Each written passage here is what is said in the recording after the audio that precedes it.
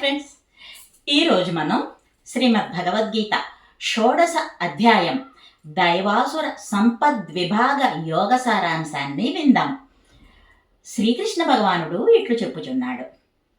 అప్రతిష్ట, అవమానాదులకు వెరవకుండుట, భక్తి, ఆత్మనిగ్రహము, ఇంకను యజ్ఞములు, వేదాధ్యయనము, తపస్సు చేయుట, రుజువర్తన కలిగి ఉండుట, అహింస, సత్యసంధత, క్రోధరాహిత్యము, శాంతి, సన్యాసము, భూతదయ, ఇంకను ఇంద్రియ వికారము లేకుండుట, మృదు స్వభావము, సిగ్గును కలిగి ఉండుట, వ్యర్థ కార్యములు వీడుట, తేజము, క్షమ, ధైర్యము, శుచిత్వము, అసూయారాహిత్యము.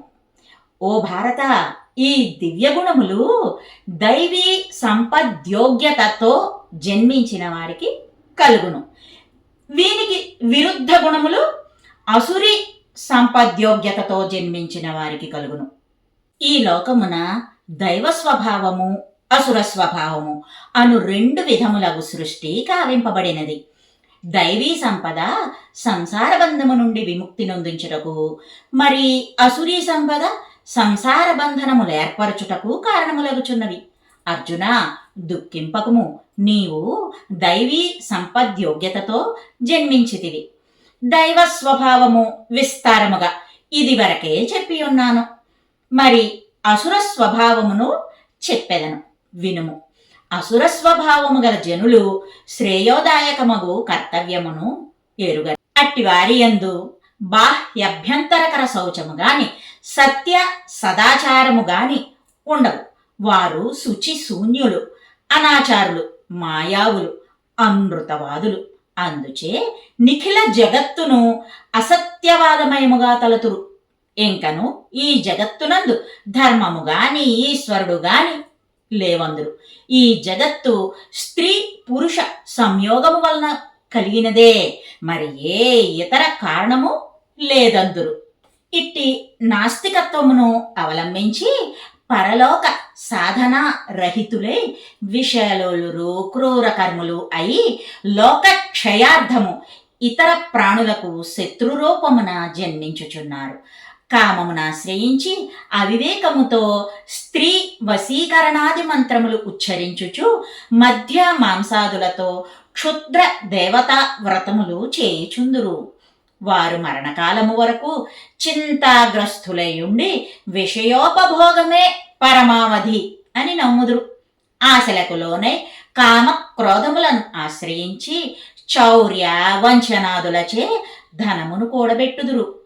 ధనముపై వ్యామోహము, తీవ్ర వాంఛ కలిగి ఉందురు.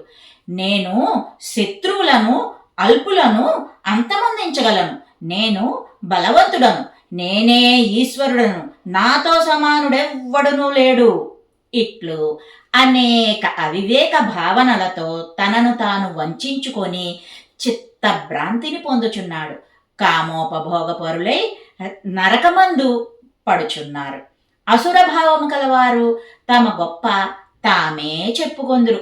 వినయము లేక గర్వముతో ధార్మికులమని చాటుకొనుటకు పేరుకు మాత్రమే క్రతువులు, యజ్ఞములు చేయుచుందురు. వారు అహంకారము, బలము, దర్పము, కామము, కోపము వీటిని ఆశ్రయించి బుద్ధి కర్మలకు సాక్షినగు నన్ను ద్వేషించుచున్నారు. ఇంకను సన్మార్గుల గుణములయందు దోషారోపణ చేయుచున్నారు. వారల పాప కర్మలకు ఫలితముగా క్రూర కర్మ ప్రాయమగు సర్ప, వృచ్చికాది జన్మలు పొందునటులా నేను చేయుచున్నాను.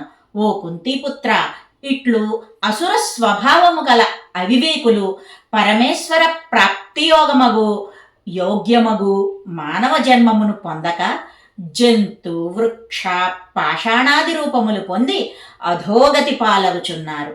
సర్పాది నీచ జన్మలు దుఃఖ మోహాత్మకములగుటచే అవి నరకములు. కామము, క్రోధము, లోభము ఈ మూడింటిని త్యజించిన నిఖిల అసుర సంపదను త్యజించినట్లగును.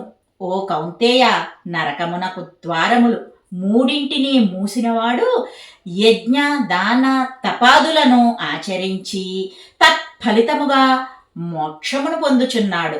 కామప్రేరితుడై స్వేచ్ఛానుసారము వర్తించువానికి పురుషార్థములు సిద్ధించు యోగ్యత కలుగదు.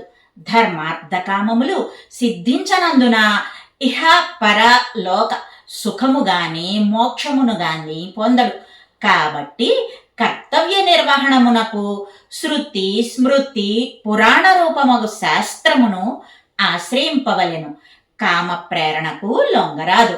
కర్మభూమియగు ఈ లోకమున ముముక్షువులు దేశ కాల వర్ణాశ్రమ ఉచిత కర్మములను శాస్త్రవిధిని అనుసరించి తెలుసుకొని ఆచరింపవలెను. ఇదియే శ్రీమద్భగవద్గీత 16వ అధ్యాయ దైవాసుర సంపద్విభాగ యోగ సారాంశము.